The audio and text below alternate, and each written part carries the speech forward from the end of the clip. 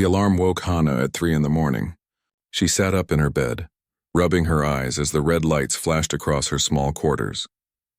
The computer voice spoke calmly through the speakers. Unidentified vessel detected. Distance 2 kilometers. No response to communication attempts.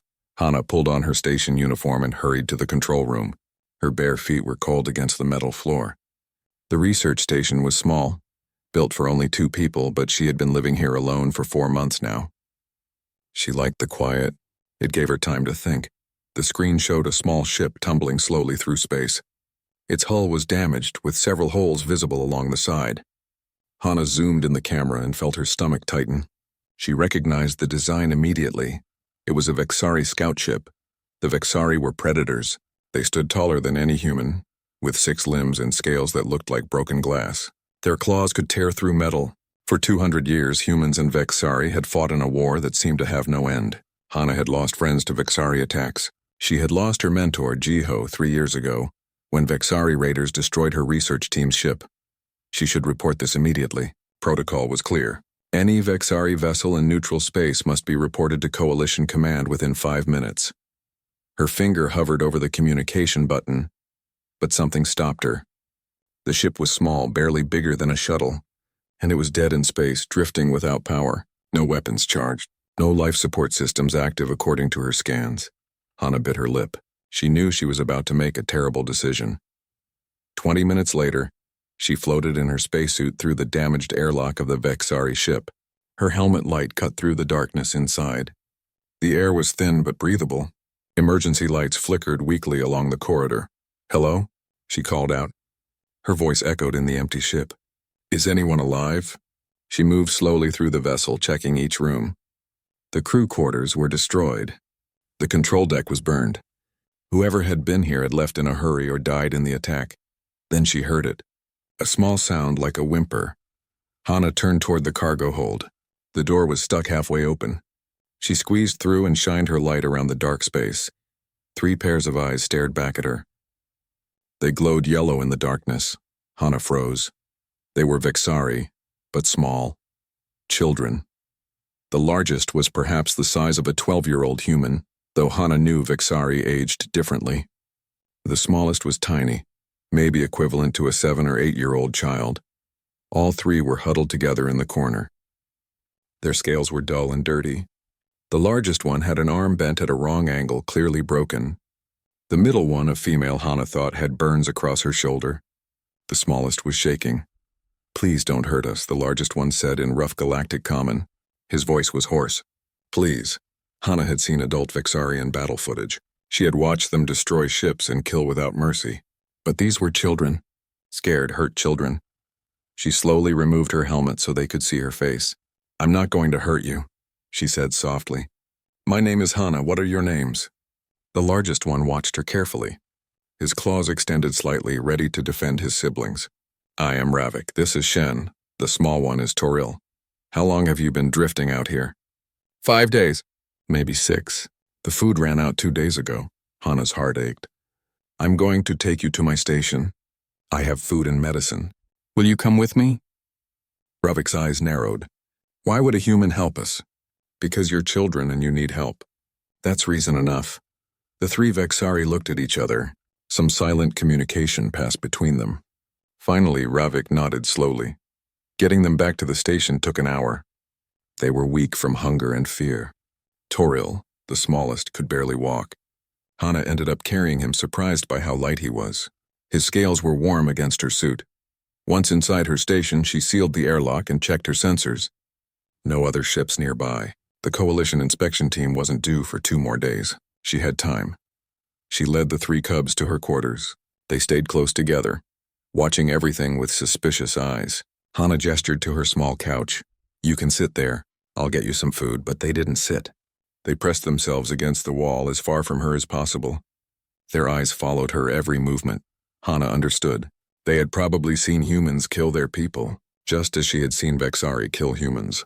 Trust would take time. She prepared protein bars and water, the only food she had that might work for their biology. She placed the items on the floor between them and backed away to her desk. "Eat," she said. "Please," Ravik sniffed the air. Then he grabbed a protein bar and tore it open with his teeth. He chewed carefully, testing it. After a moment, he divided it among his siblings. They ate like starving animals, which they probably were. Hana pretended to work at her computer, giving them space, but she watched them from the corner of her eye. They finished the food quickly and looked around nervously. "There's more if you're hungry," she offered. This time Ravik came closer, though his body was tense and ready to run.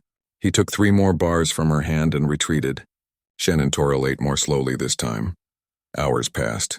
Hana showed them her small bathroom and how the water worked. She gave them blankets. She spoke softly about simple things, trying to make them less afraid. As the station's night cycle began, she dimmed the lights. "You can sleep here in my quarters. I'll sleep in the control room. You'll be safe." She gathered a spare blanket and turned to leave, but Toril suddenly spoke, his voice barely a whisper. "Why are you being kind to us? Humans hate Vexari." Hana stopped at the door. She thought about Jiho and her friends who died. She thought about all the years of war and hate. Then she looked at these 3 scared children. "Some humans do hate Vexari," she said honestly, "just like some Vexari hate humans. But I don't think children should suffer because adults can't stop fighting. You didn't choose this war. Neither did I." She left them alone and went to the control room. She sat in the chair and stared at the communication console. She should report this. She should call Coalition Command right now, but she couldn't. Not yet. Hana fell asleep in the chair, exhausted from the day's stress. Her dreams were troubled, full of flashing claws and burning ships. She woke a few hours later to use the bathroom. As she walked quietly back through her quarters to return to the control room, she glanced at her bed. Her breath caught in her throat. All 3 Vexari cubs were curled up together on her bed, buried under her grandmother's quilt. The patchwork blanket covered them completely except for Toril's small tail sticking out at the bottom. She could hear their soft breathing, the sound of deep sleep. Hana stood frozen, afraid to move and wake them. They had chosen her bed. They had hidden themselves under her most precious possession, the quilt her grandmother had made by hand decades ago. In Vexari culture, she suddenly remembered from her xenobiology studies, predators were at their most vulnerable when sleeping. They only slept near those they trusted completely. These children trusted her. A tear rolled down Hana's cheek. She wiped it away quickly and smiled despite everything, despite the war, despite the fear, despite the impossible situation she had created. She would protect them. Whatever came next, she would keep them safe.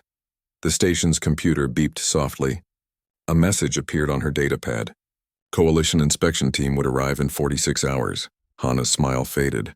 She had 2 days to figure out how to save 3 Vexari children from being taken away, studied and locked up forever. 2 days to change everything. Morning came slowly on the station. Hana hadn't slept much. She sat in the control room, drinking bitter coffee and staring at the communication console. Every few minutes, she reached toward the button that would connect her to Coalition Command. Every time she pulled her hand back, the sound of movement made her turn. Ravik stood in the doorway, his body tense. His broken arm hung awkwardly at his side. "You did not call your people," he said. "It wasn't a question." "No, not yet. Why not?" Hana set down her coffee. "Because once I call them, men with guns will come. They'll take you away to a facility where they'll study you. You'll never see your home again. You'll never be free." Ravik's claws extended slightly. "And what will you do with us instead?" "I don't know yet, but I have 2 days to figure it out." They stared at each other for a long moment. Then Ravik nodded once and left. Hana spent the next hour searching through medical databases. Vexari biology wasn't well documented, but she found enough information to understand their dietary needs. They needed high protein, certain minerals, and something called lecithin that human bodies didn't require. She synthesized what she could in the station's small food processor. The result looked terrible, like gray paste, but the scanner said it was safe for Vexari consumption.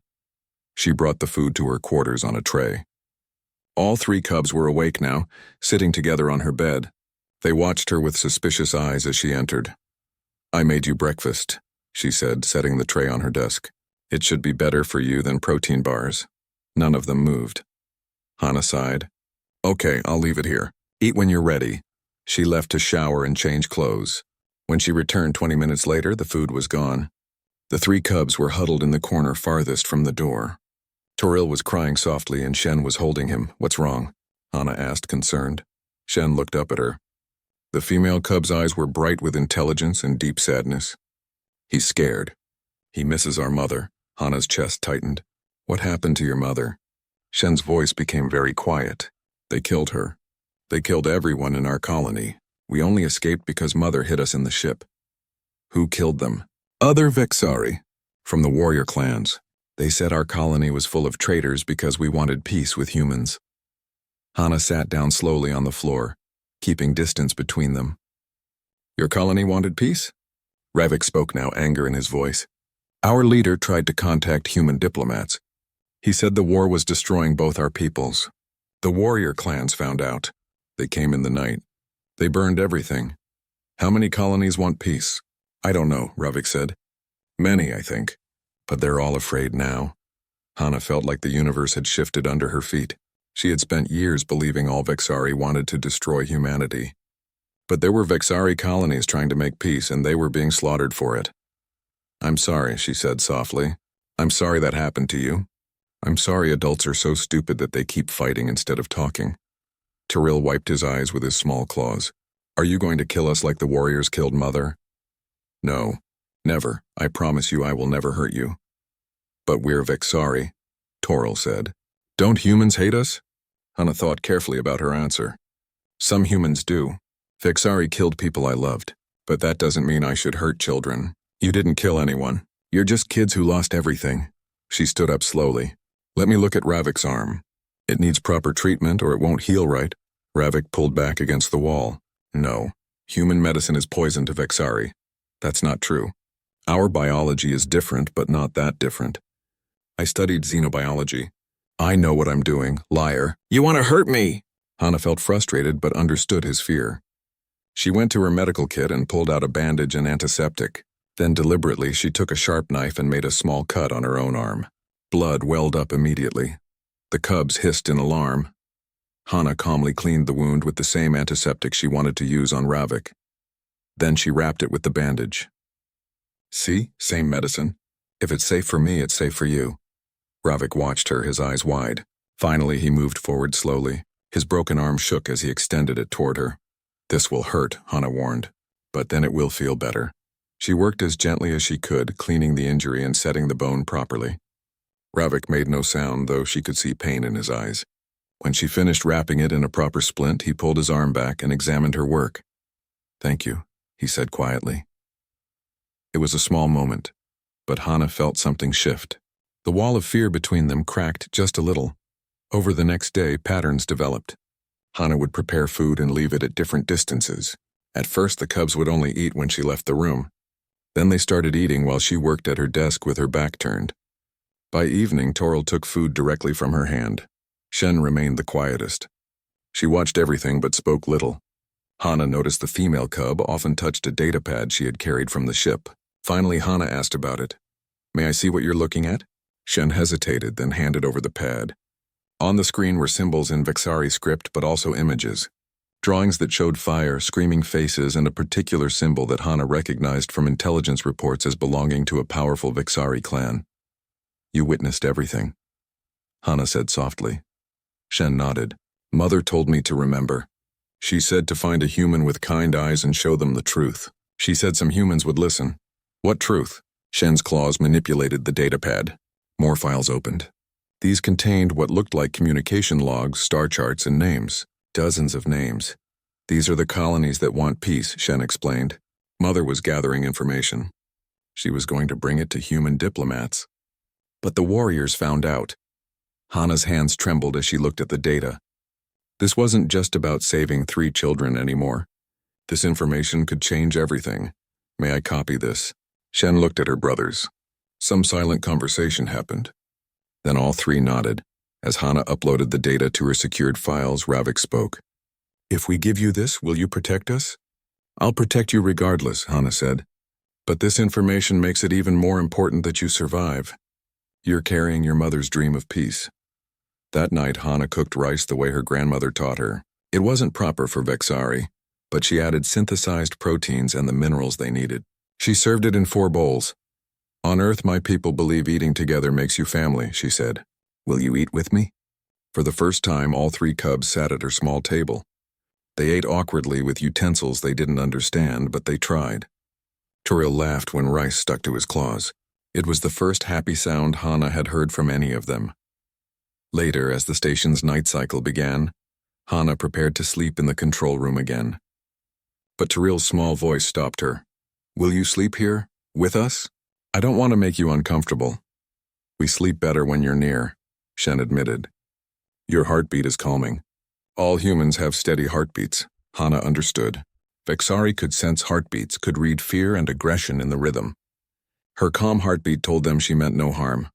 "Okay, I'll sleep in the chair." "No," Ravik said. "Sleep properly.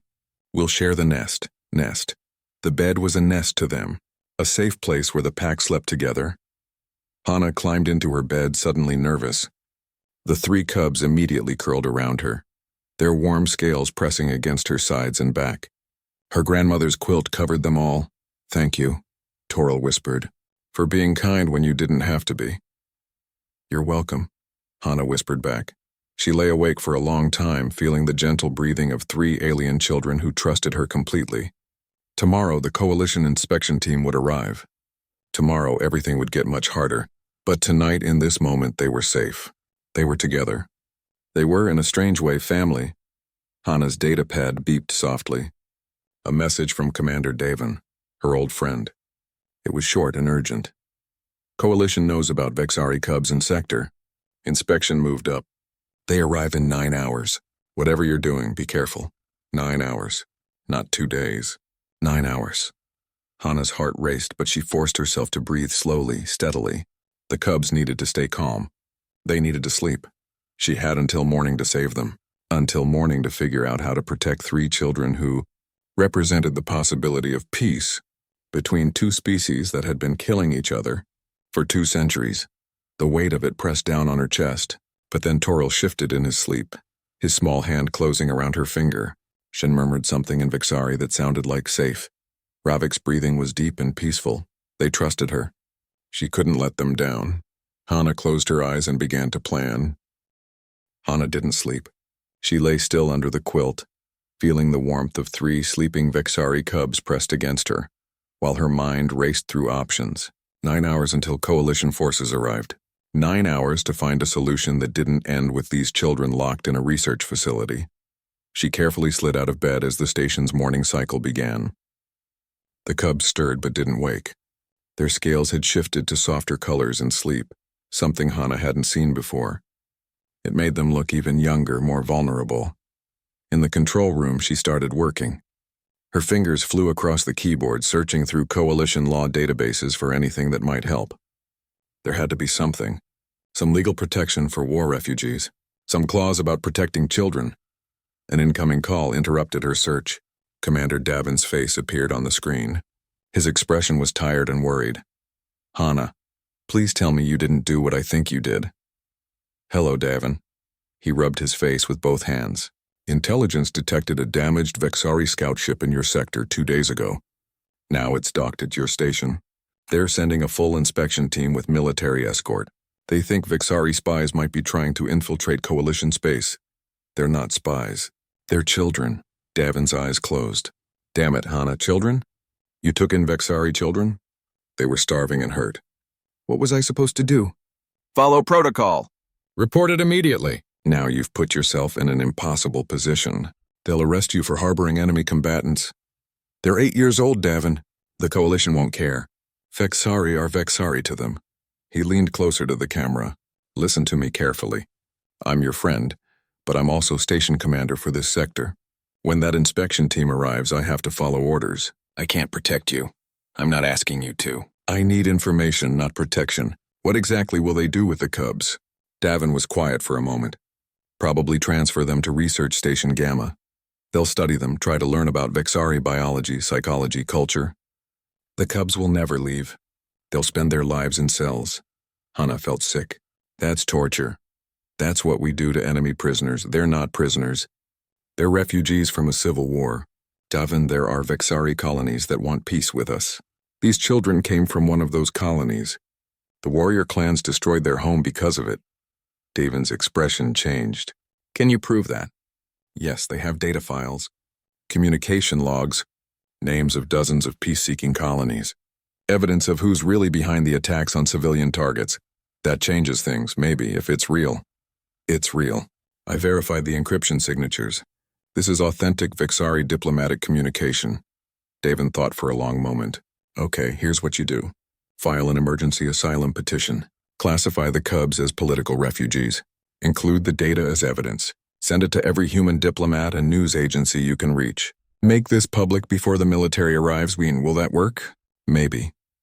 If enough people care about 3 scared kids, it might create enough pressure to force the coalition to grant a hearing instead of immediate detention. But Hana, I can't promise anything. And you'll probably lose your research position, possibly face criminal charges. I don't care about my career. I know.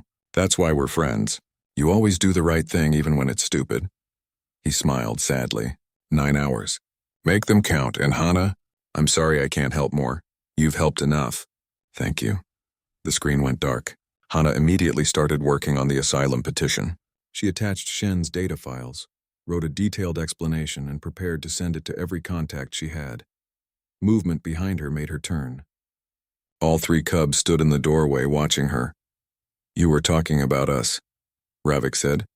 Yes. I'm trying to find a way to keep you safe. We heard. The coalition soldiers are coming. Hana didn't bother asking how they heard. Vixari hearing was much better than human. Yes, in a few hours. Toriel stepped forward, his small face determined. We should leave. We can take a life pod and go. Then you won't get in trouble. Absolutely not. You'd die out there. Better than being locked in a cage, Ravik said. Better than you losing everything because you helped us. Hana stood and faced them. Listen to me. All of you. I'm an adult. You're children. My job is to protect you, not the other way around. I'm not letting you drift off into space to die alone. Then what? Shen asked quietly. What can you do against soldiers? I'm going to fight. Not with weapons, but with law and truth. I'm going to tell everyone about you. About what happened to your colony. About the fact that Vixari children exist who want peace as much as human children do. Will it work? I don't know. But it's the only chance we have. Ravik's claws flexed in and out, a nervous gesture. If it doesn't work and they come for us, we'll fight together. You're children. You don't fight soldiers. We're Vixari, Ravik said with pride. We know how to fight. Mother taught us before she died. For protection. Hana looked at their determined faces and felt her heart break a little. They were so young, but the war had already stolen their childhood. Let's hope it doesn't come to that. She hit the send button. The asylum petition and evidence files transmitted to 200 addresses simultaneously.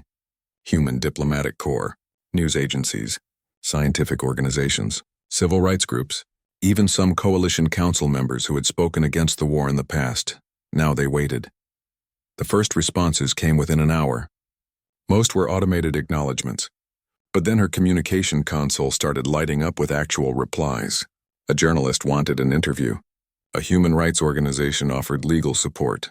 A council member requested direct contact with the Cubs. It's working, Hana whispered. People are paying attention. But then her long-range sensors detected something that made her blood run cold. A ship was approaching. Not the coalition inspection team. This signature was different. Vixari.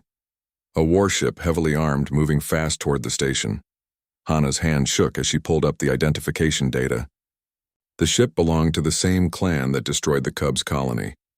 They had tracked the scout ship. They were coming to finish what they started. She ran to find the Cubs. They were in her quarters looking at pictures on her datapad. Images of Earth, mountains and oceans they had never seen.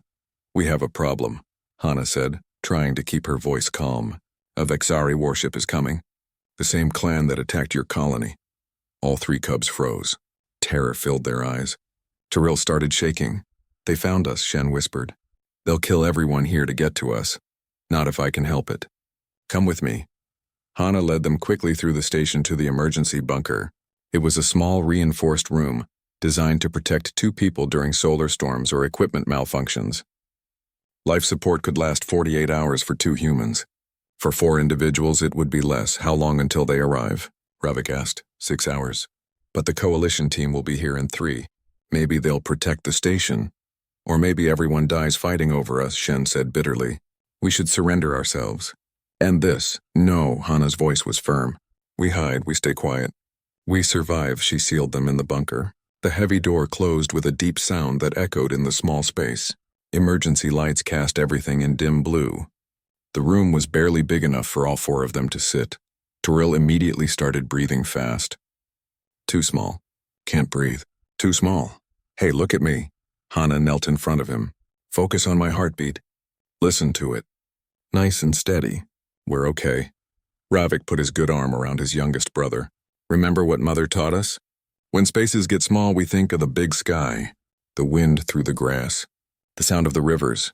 Shen joined them, pressing close. "Tell us about Earth, Hana. Tell us about places where the sky is open." So Hana talked. She described the mountains where her grandmother lived, the forests with trees that reached toward the clouds, the oceans that went on forever. She talked about seasons, about snow and rain and sun. She talked until Toril's breathing slowed and his shaking stopped. Hours passed in the dark. They shared the food and water Hana had brought. They took turns sleeping, though none of them slept well. Through the bunker's thin walls they heard sounds. Ships docking, voices shouting, the distinct sound of weapons fire. "They're fighting," Ravik said. "The Coalition and the warriors." More sounds, explosions, metal tearing. The station shook around them, then silence. Terrible, complete silence. Shen pulled out her datapad and started drawing. Hana watched as the cub created images of her mother, her home, her brothers playing before the attack. She was preserving memories, making sure they wouldn't be forgotten. "My mother said something before she died." Shen spoke softly. "She said predators survive by adapting. The strong predator isn't the one with the sharpest claws. It's the one who knows when to fight and when to change." She was wise, Hana said. She wanted our people to change, to stop being warriors and become something else. Builders, maybe? Teachers? Anything but killers. Shen looked up at Hana. "Do you think that's possible? Can predators choose to be gentle?" Hana thought about humans, about their own violent history, wars that lasted centuries, weapons designed to destroy entire cities, but also art and music and medicine, acts of kindness that defied logic. "Yes," she said, "I think any species can choose to be better than their nature. But it's hard. It takes courage." The bunker had been their prison for 30 hours. Hana kept track of time on her datapad, watching the numbers change while trying not to look at the oxygen gauge. It was getting dangerously low. The cubs were suffering. The space was too small for them, triggering instincts they couldn't control. Ravik paced the tiny area constantly, his claws scraping against the metal floor. Shen had stopped talking entirely, her eyes distant and unfocused. Toril pressed himself into the corner, making himself as small as possible. Above them, sounds of violence continued periodically. Vorkath's warriors were systematically tearing apart the station, searching for them. Several times, footsteps passed directly over the bunker. Each time, the cubs froze in terror. Hana tried to keep them calm, but she was struggling too. The air was thick and hard to breathe. Her head ached from too much carbon dioxide. She knew they couldn't last much longer. "Tell us more about Earth," Toril whispered. His voice was weak. "Please," so Hana talked. She described her grandmother's house in the mountains, the smell of pine trees and wood smoke, the taste of rice cakes on winter mornings. She talked about festivals with paper lanterns floating into the sky. She talked about anything that might distract them from their situation. But eventually she ran out of words. The silence pressed down on them like a weight. "I'm sorry," Ravik said suddenly. His voice cracked. "This is our fault. You would be safe if you hadn't found us. Don't say that. I chose to help you. I'd make the same choice again." "Why?" Shen asked, looking at Hana with those intelligent, sad eyes. "We're your enemy. Our people killed your friends. Why would you die for us?" Hana thought carefully. "When I was young, my grandmother told me a story. During a war on Earth, soldiers came to her village. They were looking for people who helped the other side. My grandmother hid 3 children in her house under quilts and blankets. The soldiers searched everywhere but didn't find them. Those children lived because one old woman decided that protecting the innocent was more important than picking sides." "What happened to your grandmother?" "The soldiers suspected her. They took her away. She spent years in prison, but she never regretted it. She said that in war we lose our humanity piece by piece. The only way to keep it is to do human things. Protecting children is the most human thing there is." Ravik moved closer to Hana. Your grandmother was brave. She was. She made this quilt while she was in prison, piece by piece from scraps. She gave it to me before she died. She said it was a reminder that even in the darkest times we can still create something warm and good. The cubs looked at the quilt covering them. Their claws gently touched the fabric, feeling the careful stitches. We're sorry about your friends who died, Toril said softly. We're sorry our people hurt you. I know. And I'm sorry about your colony. I'm sorry about your mother. War makes everyone into victims no matter which side they're on. Time passed. The air grew worse. Hana watched the cubs struggle to breathe. Their scales had turned dull colors, a sign of distress. Toril was barely conscious. She made a decision. She activated her personal oxygen reserve, a small emergency tank meant only for her. She adjusted the flow to distribute it to the cubs instead. What are you doing? Ravik noticed immediately. Giving you more air. But you need it. You need it more. You're smaller. Your bodies can't handle the carbon dioxide as well. No. Ravik tried to redirect the flow back to her. We won't let you die for us. I'm not dying. I'm buying us time, but she knew the truth. Without the extra oxygen, she would pass out soon. Maybe she wouldn't wake up. But the cubs might last long enough for rescue to come. Shen crawled to Hana's side. In Vexari tradition, pack members share air in emergency. We breathe for each other. Will you let us do this? How? Shen showed her. It was an ancient technique. Breathing into each other's faces at specific intervals, sharing what little oxygen remained. It was intimate and strange, but it worked. Hana felt her head clear slightly. They took turns, all four of them in a circle, sharing breath and life. In that moment, species didn't matter. They were just four people trying to survive together. I understand now, Ravik said. Why Mother wanted peace. When you stop seeing the enemy as monsters, you see them as people. People who hurt and fear and hope just like you. Above them, they heard a massive explosion. The bunker shook violently. Lights flickered and went out completely. Emergency power didn't come back on. In the absolute darkness, Toril cried out, I can't see. I can't see anything. Hana pulled all three cubs close. It's okay. I'm here. We're all here together. They huddled under the quilt, holding each other in the dark. Hours passed. Or maybe minutes. Time became meaningless. Hana drifted in and out of consciousness. She dreamed of her grandmother's house. Of sunlight through trees. Of a world where children could play without fear. A voice pulled her back. Commander Davin speaking through the station's emergency channel. Hana, if you're alive, we've engaged Vorkath's ship. Coalition forces are here. But we're losing. His ship is too strong. I need you to listen carefully. The station has a self-destruct system. I can activate it remotely. Destroy Vorkath's ship. But I need to know if you're in the station. I need to know if I should wait. Hana tried to respond, but her throat was too dry. She couldn't make words. I'm giving you 60 seconds to answer, Davin continued. His voice was heavy with emotion. If I don't hear from you, I have to assume you're gone. I'm sorry, old friend. I'm so sorry. The cubs heard too, even in their weakened state. They looked at Hana with understanding in their eyes. Call him, Ravik whispered. Let us die. Save everyone else. No, Hana forced the word out. Please, Shen added. We're not worth a whole station. Not worth all those lives. But Hana's mind was working through her exhaustion. She remembered something. The bunker's location. The station's weak points. If Davin targeted the explosion correctly. She grabbed her communicator with trembling hands. Found the emergency channel. Her fingers moved across the controls, sending not words but coordinates. Precise locations, what are you doing? Ravik asked, giving Davin targets. Weak points on Vorkath's ship. Places where even the station's small explosions could cause critical damage. Her message sent. Seconds passed like hours, then Davin's voice came back. Received. Hana, you brilliant, crazy woman. These are Vexari military weak points. How do you know them? I have very informed sources, Hana managed to say, her voice barely audible. She looked at Shen. Your mother's data. It had ship schematics. Shen's eyes widened. Mother knew. She was gathering information for the peace effort. Everything that could help humans defend themselves while we negotiated. Coalition forces. Adjust targeting to transmitted coordinates, Davin ordered over the military channel. All ships fire on my mark.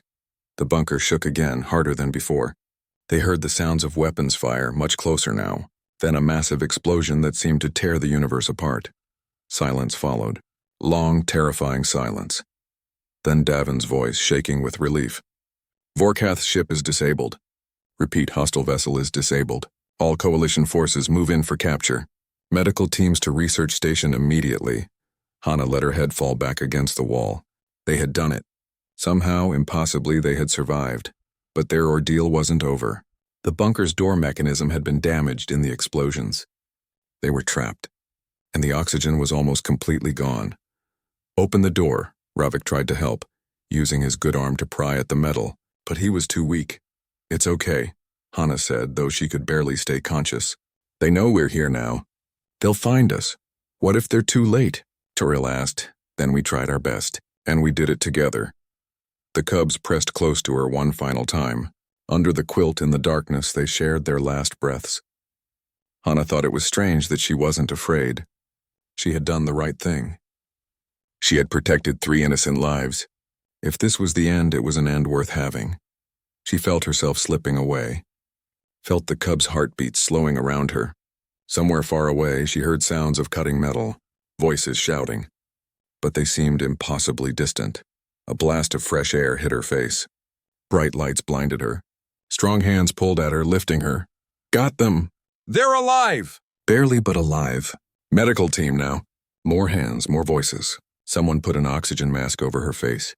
Cool, sweet air filled her lungs. She gasped and coughed, her body desperate for it. She saw the cubs being lifted by medics, masks on their faces too. Their eyes fluttered open, confused and frightened.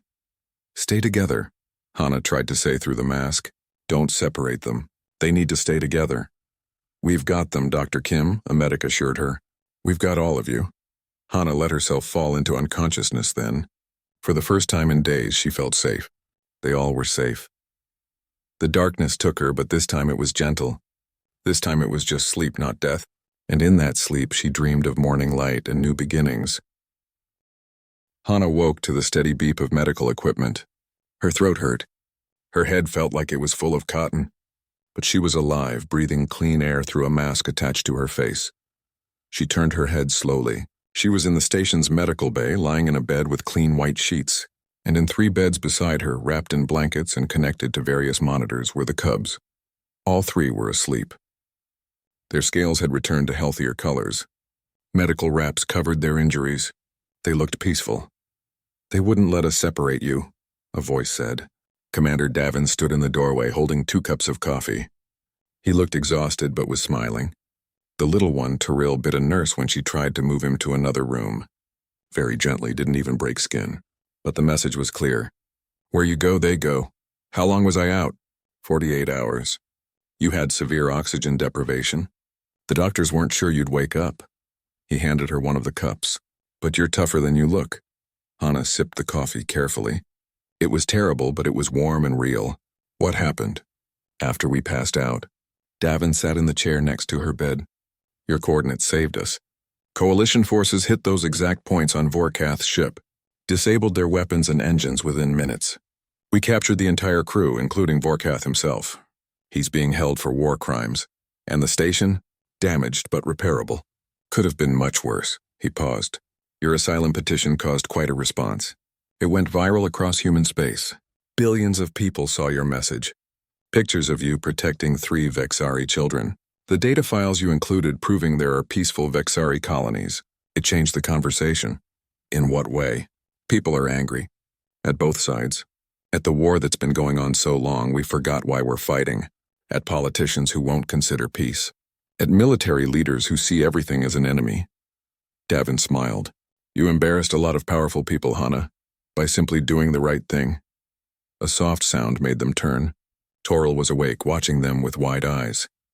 Hey, little one, Hana said gently. How are you feeling? Toril didn't answer. Instead, he carefully pulled his medical tubes free and climbed out of his bed. A nurse started to protest, but Davin waved her off. The small Vexari cub walked to Hana's bed and crawled in beside her, pressing close. Scared, he finally whispered. Woke up and you weren't moving. Thought you were dead. Hana wrapped her arm around him. I'm okay. We're all okay. Ravik and Shen woke soon after. They both moved to Hana's bed too, despite the nurse's objections. The 4 of them crowded together. the cubs needing the physical reassurance that their pack was intact. "What happens now?" Ravik asked. His voice was stronger than before, but still worried. "That's actually why I'm here," Davin said. "The Coalition Council has called an emergency hearing. They want to meet you three. Want to hear your testimony about the civil war among Vexari colonies, about the peaceful factions. Will they send us away?" Shen asked quietly. "I don't know. But Hana will be there with you. She's been granted status as your guardian until the council decides." Over the next 2 days, Hana and the cubs prepared for the hearing. Legal experts came to help them understand the process. Journalists wanted interviews, but Hana refused all of them. The cubs needed privacy, not cameras. Ambassador Yunji, the senior human diplomat, visited personally. She was an older woman with kind eyes and a direct manner. "I've read your mother's data files," she told Shen. "I served in the war 40 years ago. Lost friends to Vexari attacks? I hated your people for a long time." She paused. "But this information your mother gathered proves what I always suspected. Not all Vexari want war. Many are trapped in it just like we are. Will you help us?" Shen asked. "I will try. But I need you to be brave. The council will ask difficult questions. Some members still see all Vexari as enemies. You'll need to show them you're just children who want peace." The day of the hearing arrived. Hana dressed carefully in her formal uniform. She braided her hair the way her grandmother taught her, a tradition for important occasions. The cubs wore simple clothing provided by the station, but Hana wrapped her grandmother's quilt around their shoulders like a cape. "For courage," she told them. The council chamber was huge, with seats for hundreds of representatives from across coalition space. Cameras recorded everything. Hana felt the cubs press close to her sides as they walked to the center of the room. The council members sat in a half-circle above them. Some faces were curious. Others were hard and suspicious. "Dr. Hana Kim," the council leader began, "you stand accused of harboring enemy combatants, violating first contact protocols, and endangering coalition security. How do you answer these charges?" Hana stood straight.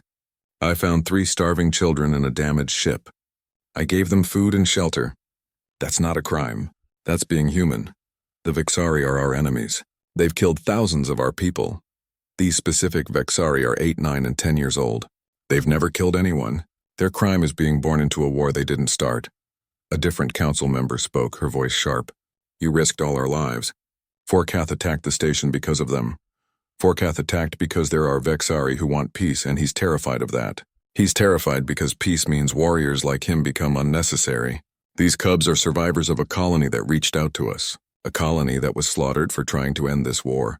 You expect us to believe that? I expect you to look at the evidence. Everything is in the data files.